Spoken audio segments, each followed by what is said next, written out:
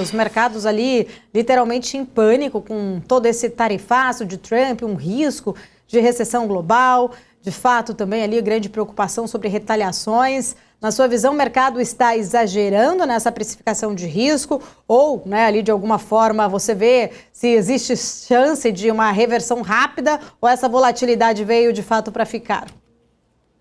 Boa, Paula. Acho que assim, vamos só lembrar ali, na semana passada, né, na quarta-feira, a gente teve o anúncio das tarifas por parte do Trump.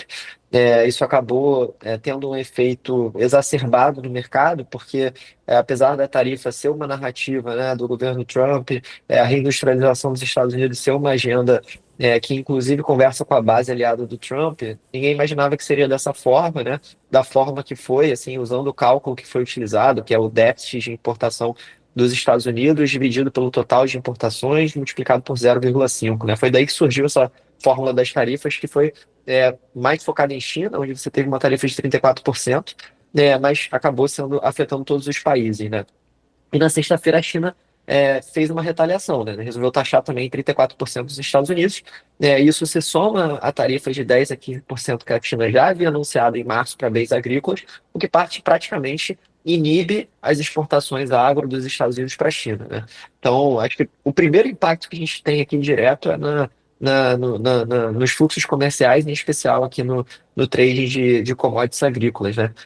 Inclusive, nesse primeiro momento, até no mercado local aqui no Brasil teve uma reação menos pior do que os outros, né? O Brasil, a gente ficou com essa sensação de que o Brasil Uhum. ele seria menos afetado, só que depois, conforme a situação ela foi se desenrolando e a China retaliou, acho que hoje a preocupação que a gente tem de uma forma geral, né, é dessa guerra comercial ela ter novas implicações, causar uma desaceleração global, uma recessão nos Estados Unidos, e aí dificilmente economias emergentes vão ficar imunes, né? E mesmo no caso do Brasil, caso tenha alguns fluxos comerciais favoráveis, dificilmente vai ficar imune, acaba sendo um jogo que todo mundo perde, né? Então, acho que esse é um pouco do pano de fundo que a gente tem, né? Que começou na semana passada e que ainda está nos primeiros capítulos, né? Então, acho que para o sentimento de risco ser atenuado, o que a gente precisaria ver, Paula, seria basicamente uma negociação, né, de postergação dessas tarifas, né, porque isso acabou pegando o mercado de supetão, né, assim, de uma hora para outra, e generalizado, né, então não dá nem para fazer conta direito ainda, né, então até alguns apoiadores do próprio presidente Trump vêm sendo vocais nesse sentido, talvez o principal deles seja o Bill Ackman, que é um dos principais gestores de hedge funds do mundo, então um cara que vem ventilando, por exemplo, a ideia, até no próprio Twitter, de postergar por 90 dias a questão das tarifas. E, em paralelo, a gente vai ter negociações bilaterais também, né? Então, esse foi o primeiro anúncio, e agora os países eles vão sentar na mesa para negociar com o Trump. Então, se a gente começa a ver um movimento de atenuação da questão das tarifas, né, em alguns países, algumas exceções, ou países sentando na mesa para negociar e, eventualmente, esse negócio demorando mais para acontecer, o mercado ele já começa a se preparar e reduz o nível de incerteza. Então, acho que, de um lado, a gente tem esse vetor de potencial redução de incerteza como algo que poderia trazer um alívio para os mercados. E, por outro lado, né, um outro vetor é o próprio preço dos ativos, né? Então, a gente teve uma correção forte nas bolsas globais, está tendo, né? Hoje está acontecendo a mesma coisa. Teve uma correção forte nos mercados de commodities, em especial no mercado de petróleo também, que caiu 20% de semana passada para cá.